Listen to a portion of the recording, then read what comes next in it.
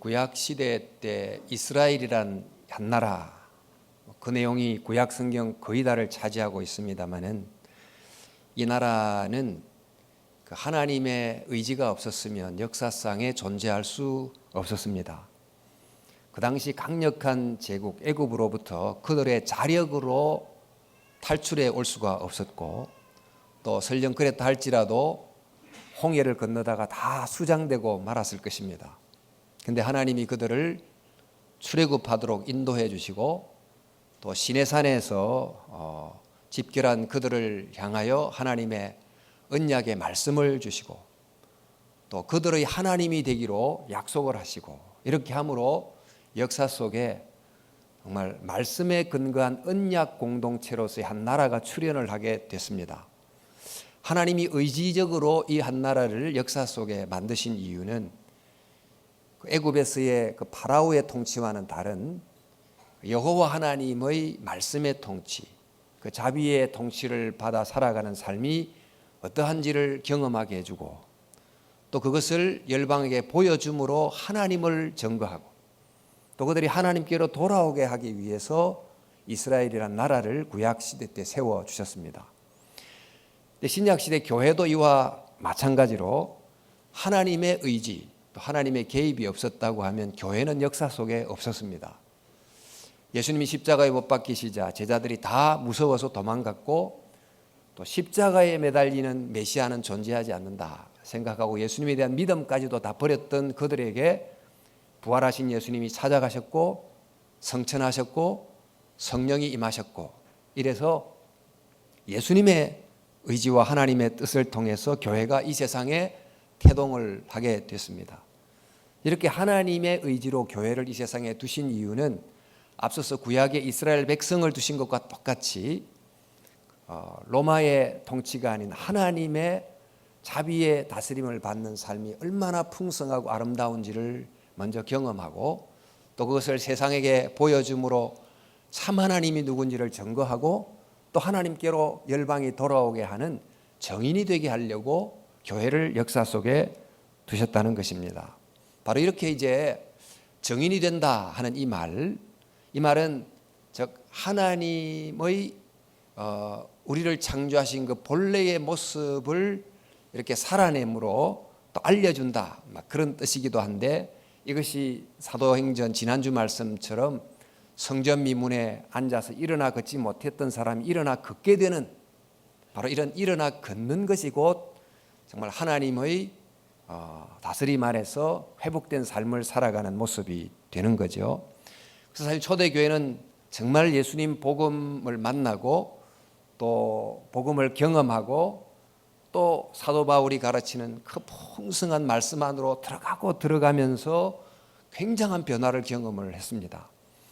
먼저 무수했던 제자들이 다 함대하게 복음을 전하기도 했고, 또 다양한 정말 상황 속에서 모여든 사람들이 진짜 가족에게도 그렇게 할 수 없을 만큼 정말 영적 가족을 이루면서 하나님의 나라의 현존을, 또 임재를 경험하고 보여주게 됐죠. 자, 그런데 여러분, 이러한 그 정인으로서의 교회 모습이 아무런 저항도 없이, 아무런 방해도 받지 않고 계속해서 전진 이렇게 하게 됐을까요? 늘 은혜만 충만해서 하나님의 참 풍성하심을 드러내고 그렇게만 했을까요? 여러분, 하나님의 나라의 정인이 되는 것을 방해하는 장애물이 많이 있습니다.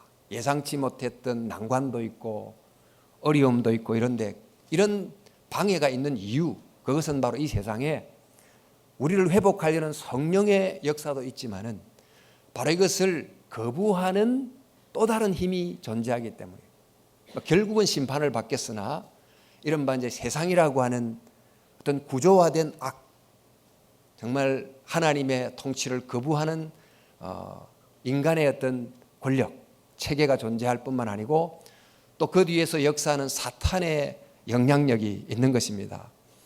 그러니까 복음이 가는 곳곳마다 그 세상의 실상을 폭로하고, 또 인간의 마음 속에 이렇게 자리를 잡고 있는 사탄의 진지를 무너뜨리고, 이런 복음을 싫어하는, 이런 복음을 거부하는 세력이 있기 때문에 교회가 복음의 증인이 되는 일에 여러 가지 종류의 방해가 생기고 저항이 생기고 장애물이 생기고 그렇습니다.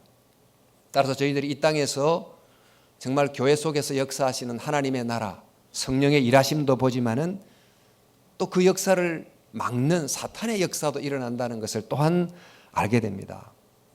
그래서 이 존 스토트라고 하는 유명한 그 학자가 사도행전 이 부분을 이렇게 설명하면서 이렇게 말을 했어요. 사도행전 1장과 2장의 주연 배우가 성령님이라면 사도행전 3장부터 6장까지의 주연 배우는 마치 사탄이라는 이름의 악한 영이라고 해도 거의 무방할 것이다. 이렇게 이제 우리의 삶 속에 복음을 체험하는 은혜를 받는 것도 있지만 그것을 방해하고 막는 사단의 활동도 있다 하는 것을 알아야 됩니다. 자, 그러면 저희들이 이런 사탄의 전략이 도대체 뭐냐? 그리고 우리는 어떻게 해서 그것을 극복하고 이기고 계속해서 우리를 부르신 그 부름의 소명을 향해서 나갈 수 있는가? 이걸 이제 살펴볼 필요가 있습니다. 이제 초대교회가 바로 그것을 경험했습니다만은 바로 똑같은 것을 구약시대 이스라엘 백성이 경험했고 또 지금 21세기 현대교회도 경험하고 있습니다. 구체적 내용은 다르지만 종류는 비슷한 것을 거듭 이제 경험하고 있습니다. 이것을 제대로만 극복하면 이 문제는 오히려 우리를 딛고 일어서게 하는 디딤돌이 되지만은 극복하지 못하면 우리가 걸려 넘어지는 장애물이 되는 거죠. 자, 우리 이제 이 성경 본문은 이 초대교회가 어떻게 해서 이런 여러 장애를 극복하고 하나님 나라의 정인이 됐나 이걸 보여주는데 이것을 통해서 저와 여러분들도 어떻게 하면 이 부르심의 소망을 이루는 그런 정인의 삶을 살 수 있는가를 살펴볼 수 있겠습니다. 그 당시 교회가 처음 만났던 문제점, 그건 바로 외부의 박해예요. 악한 세상의 핍박을 만나게 됩니다. 세상이란 말이 워낙 광범위합니다만 좀 축소해서 보자면 예수님을 십자가에 못 박았던 그 시대의 어떤 권력자들의 저항이 아주 강했습니다. 사도들이 예수님은 그리스도다 이걸 전파했어요.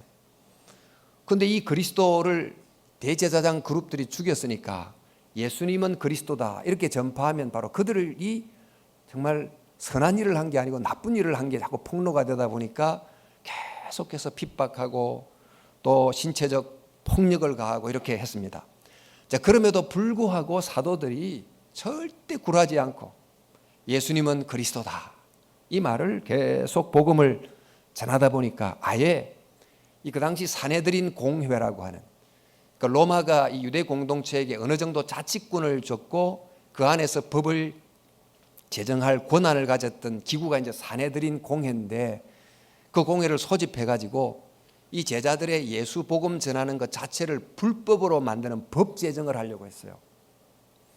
자, 그래서 감옥에 넣어두었던 사도들을 끄집어내려고 가보니까 감옥 문이 열려서 사도들이 다 바깥에 나가 복음을 전하고 있는 거예요.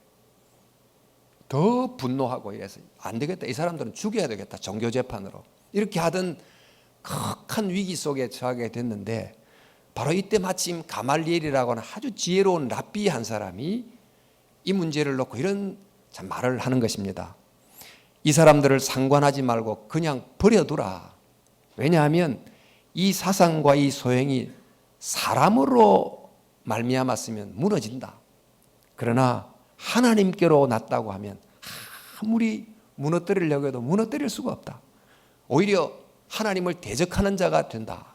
이런 내용의 이야기를 한 것입니다. 그 말을 듣고 사도들을 이제 훈방하고 이렇게 풀어주게 됩니다만은 초대교회가 정말 이런 큰 도전이 있게 됐을 때 어떻게 해서 굴하지 않고 담대하게 복음을 전하게 됐을까?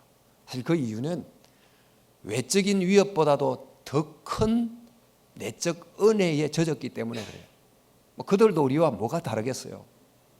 위협이 있으면 도망가고 싶고 움츠러들고 그렇지만은 그것을 이겨낼 만큼의 강력한 은혜가 그들 속에 있었기 때문에 굴하지 않고 두려워하지 않고 담대하게 나갈 수 있게 됐습니다.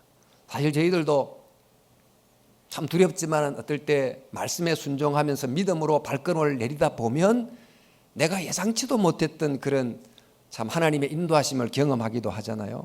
근데 초대교회는 믿음으로 담대하게 나갔더니 옥문이 열리는 기적도 경험하게 되고, 아니 분명히 우리 편이 아닌데 가말리엘이라는 저편에 있는 사람이 우리를 도와주는 말도 하고, 이런 일이 이제 일어나게 된 거예요. 그러니까 믿음을 통해서 더 체험하고 더 확신하고 또 신앙이 성숙하는 이런 초대교회가 됐습니다. 근데 지금도 지역에 따라서 경중은 다르고 종류는 다르지만 여러 종류의 핍박이 존재합니다. 최근 들어 중국에서 기독교의 핍박이 계속해서 생겨나고 있고, 북한은 일찍부터 그랬습니다만 성경을 소지하다가 발각되면 총살형도 당하고 이런 핍박이 지금도 있습니다. 이슬람권도 핍박이 있고. 근데 이제 오늘날 우리들은 이런 물리적 핍박이 없다 보니까 오히려 어쩌면 세상이 문화라는 이 매개를 통해서 살며시 우리 속으로 들어와 가지고 무장 해제된 상태에서 그냥 조용히 쓰러뜨리는 이런 방식으로 오늘 현대 사회는 교회에 또 위협으로 작용하고 있는 것 같습니다. 어떤 상황에 따라서 외부의 위협으로 오기도 하고, 또는 유혹의 형태로 오기도 하고, 또는 폭력의 형태로 오기도 하고, 문화의 형태로 오기도 하고, 다양한 형태로 이 복음을 막기 위한 이런 세상의 공격이 그치지 않고 일어나고 있습니다. 교회뿐만 아니라 이제 정말 한 명 한 명이 교회이기도 하니까 우리 개인 성도들을 향해서도 세상에 여러 공격들이 있습니다. 살다 보면 가정일, 직장일, 또 친구와 관계된 여러 일들 속에서 정말 문득 우리에게 또 어려움이 오거나 공격이 오거나 이런 등등의 여러 가지가 있지 않겠습니까? 그런데 이럴 때 어떻게 해야 되는가? 이런 이제 외적인 위기라는 것은 언제 올지를 몰라요. 또 어떤 형태로 올지 몰라요. 그래서 가장 중요한 게 뭐냐면 늘 대비하는 것입니다. 평소에 준비하는 거예요. 언제 올지 알 것 같으면 그때만 준비하면 되지만 이 위기라는 것은 예측을 못하다 보니까 평소에 우리 안에 내적 은혜가 있으면, 즉 말씀으로 기도로 잘 준비가 돼 있으면 대부분의 어떤 외적인 도전에 대해서는 신앙적으로 응전하게 돼 있어요. 기도로 대응하고, 감사로 대응하고, 믿음으로 대응하고. 그래서 이 외부의 도전이 나를 넘어뜨리지 않고 오히려 더 나를 더 강하게 하고, 나로 하여금 하나님을 만나게 하고 신앙이 더 성숙하게 하고 이렇게 됩니다. 근데 준비가 안 됐으면 아주 작은 공격 앞에서도 그냥 무너져요. 그러니까 평소에 우리를 잘 준비하는 것이 굉장히 중요합니다. 지금 우리가 모이는 예배당 안에도 이게 무균실이 아니다 보니까 여러 형태의 어떤 병균들이 있지 않겠어요. 그러나 어느 정도 면역력을 우리가 갖고 있다 보니까 다 이겨내고 건강하게 살 수 있는 것처럼 평소에 우리가 영적 체력을 잘 유지하고, 평소에 하나님 말씀을 잘 식욕이 있게 좀 먹고, 영혼의 호흡이라고 하는 기도를 통해서 호흡도 열심히 하고, 이렇게 체력을 유지하고 있던 상황에서 공격이 오면 다 극복을 하는데 그러지 못하면 넘어진다. 그래서 오늘 이 말씀을 통해서 평소가 중요하다. 그러니까 세상의 다양한 형태의 공격 앞에서 평소의 건강이 중요하다. 이것을 기억할 필요가 있습니다. 여러분, 평소에 성경 식욕이 아주 살아 있으십니까? 평소에 기도에 정말 생명력이 살아 계십니까? 이게 굉장히 중요한 거예요. 평소가 중요하다.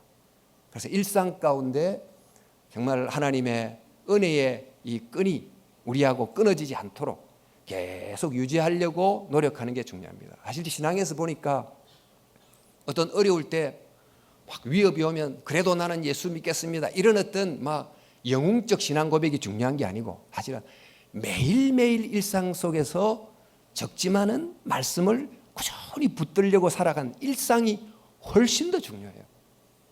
근데 그런 일상을 대충 넘겨버리고 위기 앞에서는 막 영웅적인 신앙 고백을 하겠다고 자신하는 이런 건 아닌 것 같아요. 그러니까 평소가 중요하다, 이 점을 먼저 기억해야 되겠습니다. 교회가 맞는 두 번째 문제는 어디서 왔는가 보니까 내부에서 옵니다. 공격이 외부에서도 오고 내부에서도 생기고. 그러니까 초대교회가 당시 은혜가 굉장히 충만하다 보니까 헌신을 크게 하는 성도들이 들어들어 생겼습니다. 그 중에 그 구브로라고 하는 지역, 원래 키프리스라는 지역인데 그곳에서 온 그 헬라파 유대인이 있었습니다. 근데 그 당시에 그 예루살렘에 사는 그 히브리 말을 주 모국어로 사용하는 유대인들이 있었는가 하면 흩어진 유대인들, 헬라어를 쓰다가 노년에는 내 인생의 말년은 내 고향에서, 영적 고향인 예루살렘에서 내 인생을 마무리해야 되겠다, 이렇게 하고 이렇게 이주해 온 그런 교민들이 굉장히 많았어요. 근데 그 중에 바나바라고 하는 사람이 아마 재산이 꽤 있었던 모양인데 그걸 가지고 정리해서 밭을 팔아서 교회 앞에 내놓게 됐어요. 근데 이 모습을 아나니아와 삽비라라는 부부가 본 겁니다. 아마 이분도 좀 뭐 재정이 괜찮았던지 나도 해보자. 그래서 이제 막 밭을 팔아서 사도들 앞에 내놨는데, 이 팔아서 금액의 뭐 전부를 내든지 반을 내든지 뭐 10분지를 내든지 그것은 내는 사람의 자유입니다. 근데 문제는 그 중에 일부를 바쳐놓고 교회 앞에서 저는 저기 저거를 팔아서 전부 다 내놨습니다, 이렇게 어나운서를 한 거예요. 근데 이 사람이 왜 이런 사람들 앞에서 전부 다 냈다고 이런 이야기를 했을까요? 한편 참 하나님께 헌금해야 되겠다 이런 마음도 왜 없었겠습니까마는, 그러나 또 한편 바나바를 보니까 막 사람들이 야, 저분 대단하다 그렇게 인정해 주는 모습을 보고 나도 좀 인정을 받고 싶다, 이제 그런 생각이 한편 든 것 같아요.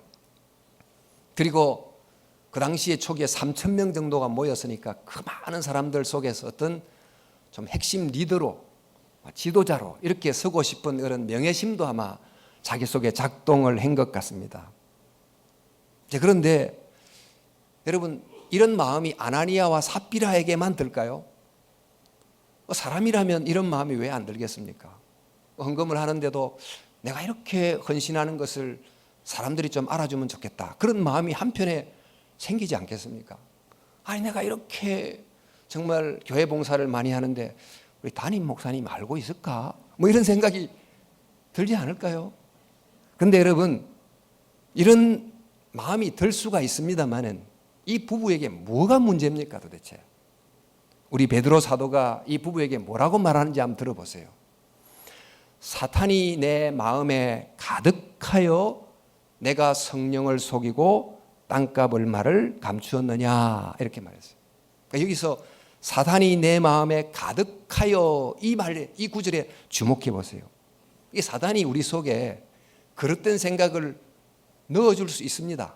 있는데 그 그릇된 생각이 내 마음속에 가득하게까지 그 생각을 키운 거예요. 자기가 그 생각이 내 마음을 가득 채우도록 허용한 거예요. 여러분, 어떤 생각, 어떤 나쁜 생각이 왜 사람들에게 안 들겠어요? 그러니까 드는데 그것을 계속 붙들어요. 계속 생각해요. 그러면 생각이 자꾸 내 마음을 차지합니다. 그러다 그 마음이, 그 생각이 나를 지배하고 그런 쪽으로 행동하게 만드는 것입니다. 그래서 베드로가 사탄이 내 마음에 가득하여 이렇게 표현을 한 거예요. 저희들도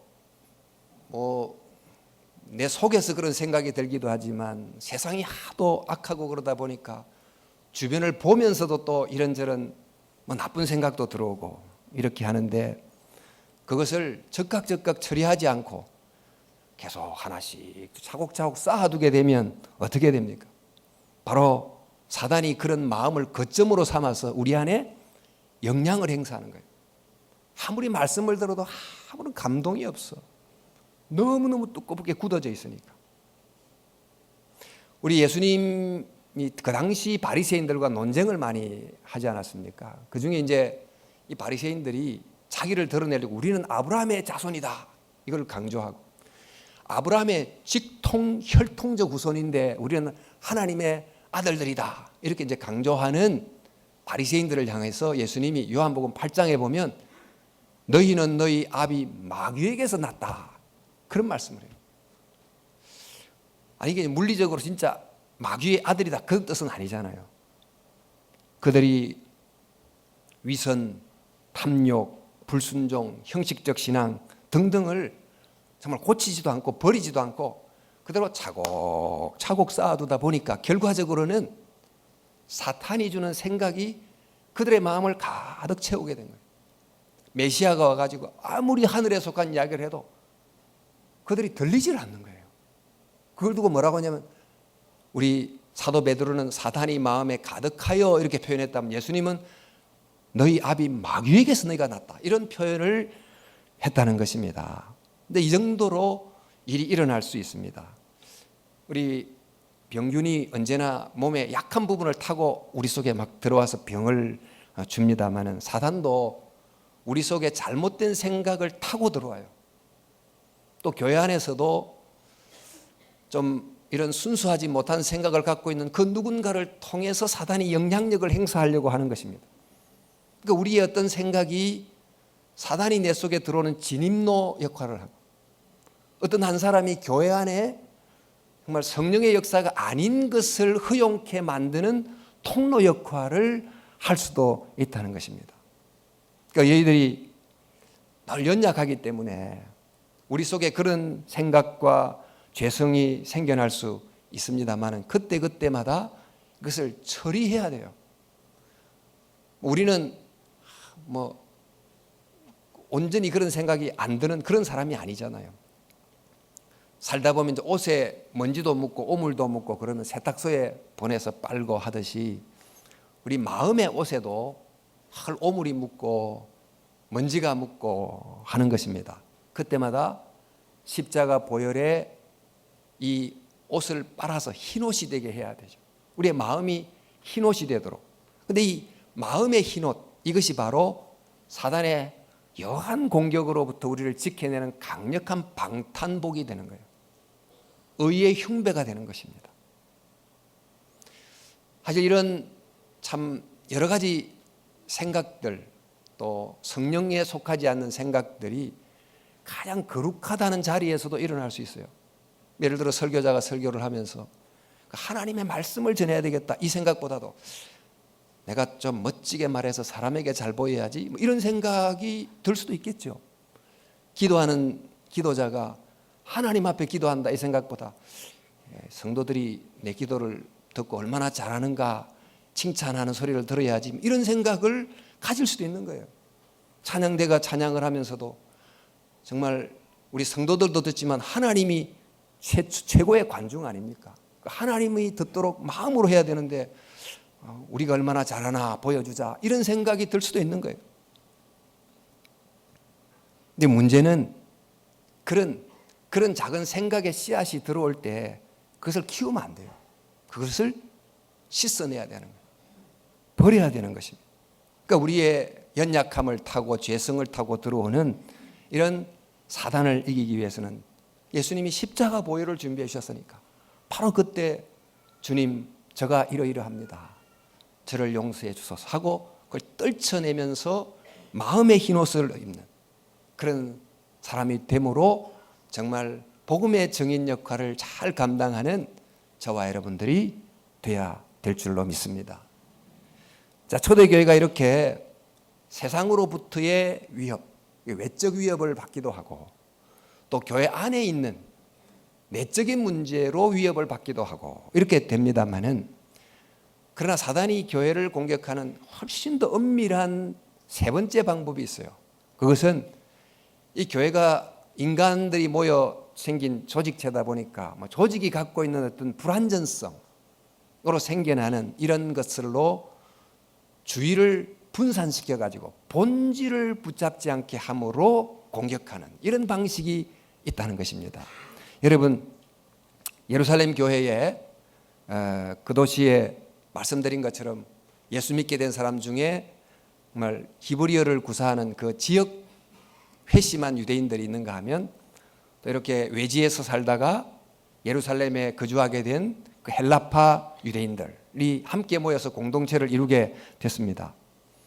그런데 이제 그때에 뭐 이런저런 일로 전쟁터에서 죽기도 하고 남자들이 일찍 세상을 떠남으로 홀로 된 부인들이 굉장히 많았고, 또 뭐 부인들은 홀로 되면 그때는 아예 그냥 생계가 불가능했기 때문에 교회가 이런 방향으로 도와주게 됩니다마는, 그때 교회가 구제사역을 하는데 헬라파 유대인들의 명단이 종종 빠지는 그런 행정적 착오가 생겨나게 된 거예요. 아마 이거는 고의적으로 그랬을 것 같지는 않고, 아마 갑자기 이 교인 수가 뭐 3,000명 이상으로 불어나다 보니까 불가불 이제 미숙한 행정 처리 때문에 일어난 실수였다고 봅니다. 어쨌건 이 일이 당사자의 일이 아니면 뭐 그럴 수도 있지 싶지만은, 이 본인에 관계된 일이 되면 굉장히 예민해지거든요. 나와 관계된 일인데 내 이름이 한 번 빠지더니 두 번 빠져? 그러면 이게 굉장히 좀 불쾌해지는 거예요. 여러분, 요즘 우리는 뭐 컴퓨터로 막 교회 행정을 해도 미스가 생기고 사람 명단이 빠지고 그러는 판에, 그 당시에는 뭐 얼마나 문제가 많았겠습니까? 근데 이런 실수가 생기지 않아야 된다, 이게 핵심이 아니고, 실수는 생길 수 있습니다만은 이런 생긴 문제들을 어떤 방식으로 풀어내느냐가 중요한 거예요. 실수는 있을 수밖에 없어요. 그러나 이걸 어떤 방식으로 대응하고 어떻게 풀어내느냐. 그 당시 교회를 보니까 사도들이 문제가 딱 생기자마자 제자들을 소집해요. 이 제자라 그랬으니까 아마 아주 좀 핵심 그룹들을 소집한 것 같습니다만, 이제 소집했습니다. 오늘 같으면 이제 공청회를 모이자, 이렇게 이제 모이게 됐겠죠. 그리고는 헬라파 유대인들의 상황을 잘 듣습니다. 먼저 실상을 듣는 거죠. 그러니까 요즘 이제 성령 충만하다 그러면 성령 충만을 그냥 뭐 손을 들고 찬양하고 이런 모습으로만 생각하지만, 초대교회 성령 충만은 그 지금 남의 이야기를 잘 듣는 소통 능력의 충만이고, 또 지금 다른 사람의 입장을 잘 이해하는 공감 능력의 충만, 이런 모습을 보여주고 있는 거예요. 초대교회가 이렇게 이제 잘 들어보면서 원인이 뭔가 하고 이제 찾았는데, 사도들이 먼저 원인을 자기에게서 찾으려고 노력하는 거예요. 어떤 일이 생기면 주로 상대에게서 문제를 찾으려고 하고, 상대의 눈에서 티끌을 자꾸 찾아내려고 하는데, 사도들은 자기의 눈에 있는 들보를 찾는 거예요. 무슨 문제가 있는가 봤더니, 우리가 지금 이 구제에 관한 일을 일임하지 않고 우리가 맡아서 하면서 굉장한 실수가 많이 생겼다는 것을 사도들이 그대로 인정합니다. 그리고 이렇게 구제에 대한 일에 관여함으로 본연의 임무, 말씀, 전파, 연구, 기도, 이 본연의 임무에 소홀하게 됐다는 것도 이야기하게 됐습니다. 그러니까 이제 구제에 관련된 일을 맡다 함으로 행정적인 실수가 있다고 하는 이 표면적인 불거진 문제와 함께 더 심층적 문제까지도 발견하는 거예요. 이게 뭐냐 하면, 구제에 관련된 일에 개입함으로 말씀과 기도에 전념하지 못하다 보니 성도들이 말씀을 통해 충분히 감화 감동되지 못했다. 즉 말씀 은혜의 물줄기가 성도들의 심령 깊이까지 공급이 되지 못했다. 그래서 은혜의 공동체가 되지 못함으로 사소한 문제가 큰 문제가 됐다. 이런 걸 이제 발견한 거예요. 보다 깊은 문제를 발견한 것입니다. 자, 이런 이제 원인을 발견하자 말자 사도들은 즉시 이 구제 사역을 담당할 사람을 뽑습니다. 뽑는데 사도들이 자신의 권한으로 임명하지 않고 모인 제자들이 스스로 뽑도록 권한을 위임합니다. 이제 위임받은 이 교인 총회 모임들이 사람들을 뽑는데 어떻게 뽑는가 봤더니, 그때 히브리어를 사용하는 히브리파 유대인들이 머조리티예요. 그리고 헬라파 유대인들은 마이너리티인데, 사람을 뽑을 때 이 소수파 헬라파 유대인들이 구제사역을 담당하도록 다 그들 속에서 7명 지도자를 뽑아버려요. 자, 결과가 어떻게 됩니까? 히브리파 헬라파가 자칫하면 교회 안에서 두 부류로 갈라질 수 있는 위험이, 이런 방식으로 잘 은혜롭게 처리하다 보니까 두 그룹이 더 단단하게 하나가 되는 이런 놀라운 계기가 된 것입니다. 자, 여러분, 이제 교회도 조직체다 보니까 또 불완전한 인간들이 모이다 보니까 크고 작은 일이 일상적으로 일어나게 돼 있어요. 문제는 없을 수가 없습니다.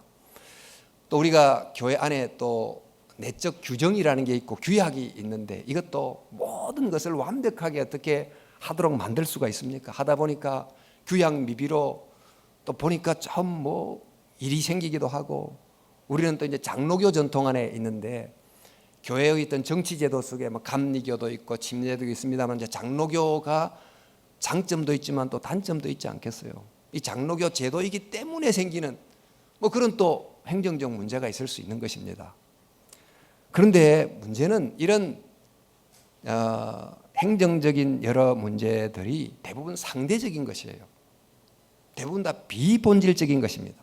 그러니 이런 상대적인 것은 상대적인 것으로 여기고 또 비본질적인 것은 비본질적인 것으로 생각해야 되는데, 이 상대적인 것을 거의 절대적인 것처럼 생각하고 비본질적인 것을 본질처럼 생각하고 하다 보면 진짜 붙들어야 될 본질에 집중을 못하게 되는 거예요. 예를 들어 지금 구제사역 책임자를 뽑는데 예루살렘 교회가 히브리파 헬라파 사람들의 수의 구성비를 참조해가지고 아니 책임자를 5대5로 합시다, 7대3으로 합시다, 아닙니다 8대2로 합시다, 이런 의견이 나오지 않았겠어요? 근데 여러분 5대5면 좀 어떻고 8대2면 좀 어떻습니까? 그런 거는 넘어갈 거 넘어가야 되는데 그것에 목숨 걸지 싸우고 이래버리면 교회가 붙들어야 될 본질을 놓쳐버리는 거예요.